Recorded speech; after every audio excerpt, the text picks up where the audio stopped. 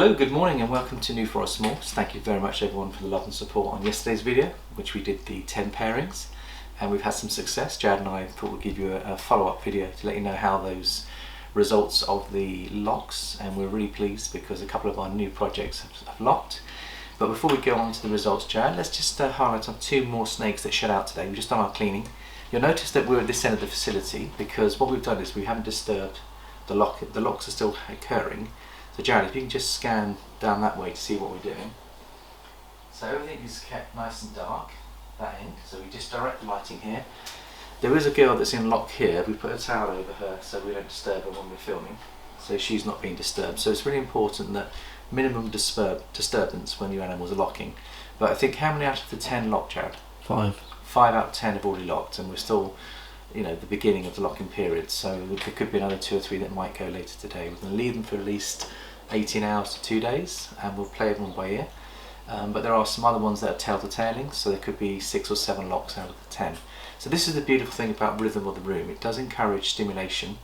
The other thing we've noticed when we were cleaning the other girls today is a lot of the big girls that we haven't bred this season were moving to the cooling spot, so they must be picking up all the hormones in the room, and they are now bowl wrapping and they are building their follicles in anticipation.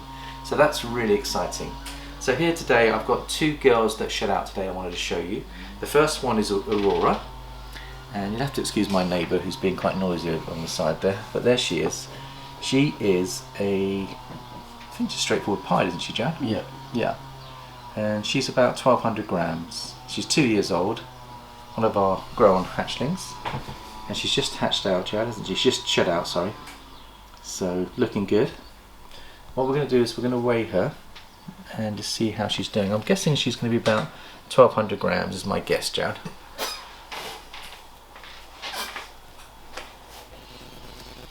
Let's have a look and see what she's coming in at. 1250. So she's 250 away from breedable weight. I'll just show off to you. There she is, isn't she just a lovely animal? So a brand new paint job, and yeah, so hopefully in the next few months she'll be big enough and we can use her for breeding too. And lovely animal. There she is. You're beautiful. Right, we'll just slip her back.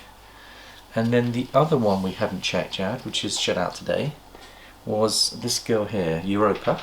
See, this one here, Joe, if you can just read the labels, because I'm not sure exactly what's in her. She's a spot-nosed het clown. Spot-nosed het clown. And there she is. Beautiful, beautiful. We're going to put the leopard clown into her. Shooting for those Batman. So she's another part of the Batman project. So let's just see what she's weighing in at. I reckon she's close to 1400, this girl. Maybe not far off 1500, Chad. Seal that out. Lovely. Let's see what she's coming in at. 1450, 14. Oh. 1663. Wow. Much bigger than I thought. So I think, Chad, we might have to check her follicles pretty soon. So just put her over there. Alright, we're going to just put these girls back. I want to show you another girl that shed out. She's a big clown girl called Queenie, and we're hoping to be able to use her in the Ultramale Pied, the Ultramale Clown project. Let me just slip this one back.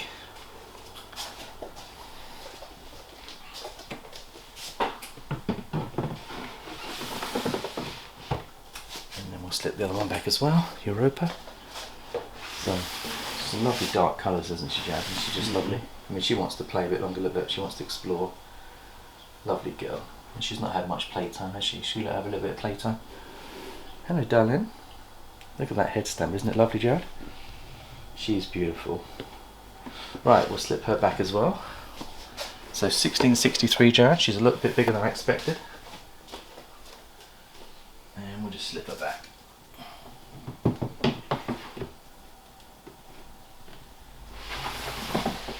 Right, the other one that I wanted to show you was this girl here, Jared, Queenie. And she's been bowl wrapping. She is a beautiful pastel clown girl.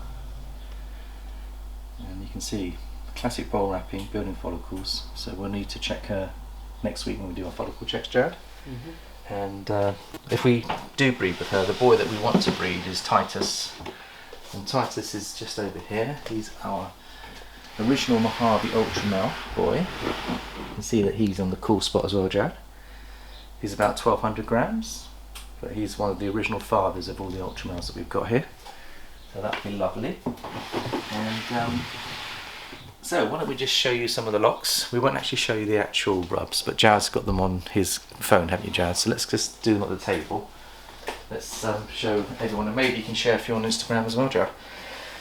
There's a lot of people, I've noticed, a lot of people start their breeding season in November, but because we've had so many rested girls that have rested a couple of years, we decided that they're in condition, they're ready to go, and what confirmed everything is that when you put new boys to them, and the new boys start locking, it's so exciting, isn't it, Jared? And there's two particular projects that we're super excited about. Then, Jared, do you want to show off the first one? Sure.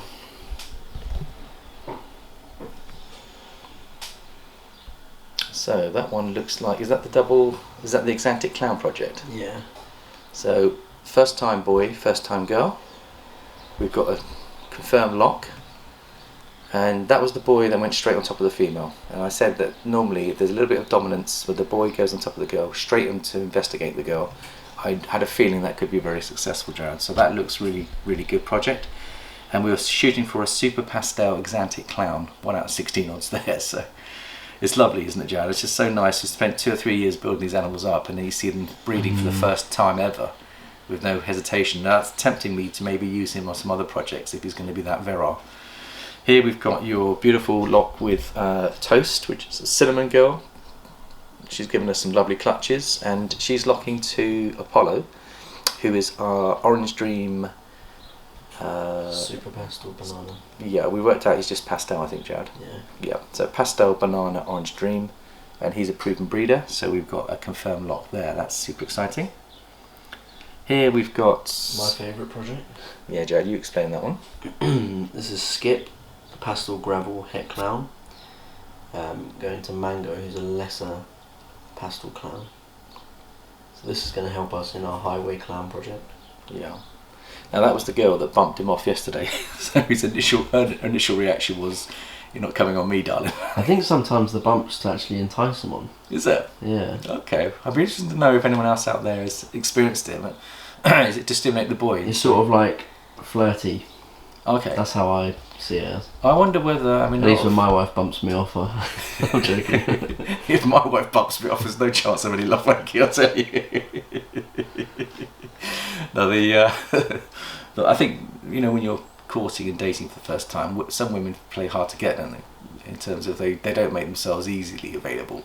And I think some men like the challenge of trying to woo their female and to impress them and wine and dine them. And so I don't know whether there's a little bit of that going on in the animal kingdom, Jared. But Skip did the job. Yeah, absolutely. He hopefully he's firing all cylinders.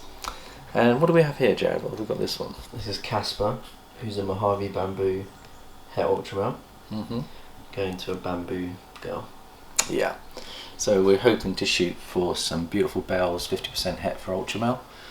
And then the last lock, Jared, you've got there?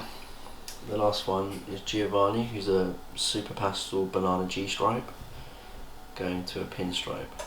Yeah, so this big pinstripe girl we've got, Penelope, she's been with us for 4 years and she's never ever given us a clutch yet, has she, Jared? No. So this could be the maternal incubation. So what we'll do is I'll get out my little mini head camera I use for my fishing videos, and what we'll do is we'll actually put it in the corner of the rub, and next time that we put those two together we'll try and see the courtship, how it develops and unfolds. We use that, call that the lock cam, and we did that 2 years ago on our clown project. So I was amazed by that project, and what we do is instead of you watching say 7 hours of footage, we go and use accelerated footage. I think what they call it is like 10 speed or 20 speed footage, so you see what happens, and it's amazing what happens. I mean, they time start lapse. Sorry? Time lapse. Time lapse, that's exactly right. So we do it on a time lapse, but effectively what happens is there's an awful lot of foreplay that goes on before they log, and there's an awful lot of movement. Often the female goes into the corner, she lifts her head up, she lifts her tail up and makes it available. The boy then starts to get excited, and you see the locking is like a crescendo of the build-up. So the tails, they kind of come up together and you see them lock and you actually see them rising like that. And it's amazing to actually enjoy that footage. So what we're going to try and do, because we're going to go for a maternal incubation, we'll probably try and get the footage of pairing as well included in that. So you can see the very beginning of the pairing process all the way through the breeding process, which will help some of the newer breeders particularly, maybe some of the more experienced breeders that haven't seen what actually goes on inside the rubs, an idea of really what does go on, and that's going to be an exciting project, Jared. So the good news, Jared, is I've spoken to a few of my friends in Florida and most of them have come through pretty unscathed. In fact, one of them actually cut, I think it was Adam at Royal Balls, not Royal Balls, Adam at Proper Royals. He actually cut a clown clutch in the middle of the storm. So he's a bit like me. When the going gets tough, the tough get going. And it's like, you know, when we had all that COVID problems a couple of years ago, we built this facility, we built the pool, and sometimes you can just let life's experiences bring you down, but often you can raise above it all. And I think that's, for me, my philosophy of life is that when the challenges get tough, seek support from friends and family, and try to use it as a springboard rather than a stumbling block. So these challenges come as a potential stumbling block, which leads me nicely on the end. Jared and I are both working out. We've both taken up gym membership. We're doing a daily workout. Jared, tell us a bit about your workout, what you're doing and what you're trying to achieve. Just trying to gain muscle and lose weight. Yeah. So Jared's joined a gym. I've joined a gym as well. So we're going to have a regular swim, jacuzzi, steam sauna. And then Jared very kindly yesterday took me to the gym and showed me how to use all the weights. So I'm going to start, if you see me starting to shape up and get much better body form, it's all thanks to Jared. He's coaching me on how to lose fat, and it's often a case of burning that calories in weight training, a little bit of aerobics, and just let everyone know, remember I was scheduled for a hip operation last month. Last week, my first time in the gym for 3 years, I ran a 5k run. 5k run in 30 minutes at level 10 on a cross trainer, using a lot of upper body strength. So I've used my swimming to help me with the upper body side, and then the next day I did a 4k run, and then I do swimming, and then yesterday, Jared, we did a 3k run, but we did a lot more weights. Jared's showed me how to use all the weight machines, and I'm trying to get a nice balance between weight training and aerobics, and then that jacuzzi afterwards just loosens up all the muscles. It's so good for my hip. So I'm quite amazed because I could hardly walk a couple of months ago. Now I'm able to run. I've got to be careful that I don't overdo it, so it's gently coming back into it, but hopefully you're going to see me in a lot better shape, a lot fitter, a lot healthier. And the other good news is that Giovanni, who has invited us this month, he's approached 4 YouTube breeders in the UK, and on his podcast show he's going to do us a live show, and I think I'm the second week of October. I think there's 2 or 3 other UK breeders that are going to be on the show. I think Gavin at Balls to You is going to be on Gershon's show. I think he's the week after me, and I think you've got 2 or 3 other UK breeders that will be on the show as well, so that's something to look forward to. Go give Gershon some love and support. He's a fantastic example of how to build a community spirit. He reaches out not just in his own backyard, but he reaches out globally. So I want to thank Giovanni for all the love and support. We're going to get back into some live series ourselves, but we're going to be doing like a Saturday evening at 7, and it'll be focused mainly on the UK breeders to start with. So I want to build more of a community amongst maybe down here in the south as well, but we'll cover anyone else out there that's got a lovely collection and a lovely facility they want to show off and talk snakes. It's going to be, the second series is called, it's all called Snake Take, but it will be Saturday Night Live, and something to look forward to, and it'll be between 7 and 9, and then I'll get to bed at a reasonable hour, so that will be something to look forward to in the winter as we lead up into there. So I want to wish everyone really well with their breeding season. Hopefully you can gain some inspiration from what we're doing here. If you feel your animals are ready, don't hesitate to put them together and start the process in October if you feel that suits you. And yeah, so really excited, Jared. Are you pleased with the locks, Jared? Yeah, definitely. Yeah, we came up absolutely buzzing because both of us got these exciting projects, but when you actually see a confirmed log within 24 hours of putting them together, it makes you feel like everything is moving in the right direction. So it must be, our humidities must be right, our temperatures must be right, the condition of the animals must be right for them to be breeding like this. It's just fantastic. So we're really, really pleased. So thank you everyone for your love and support, and we shall catch you next time. Bye bye for now.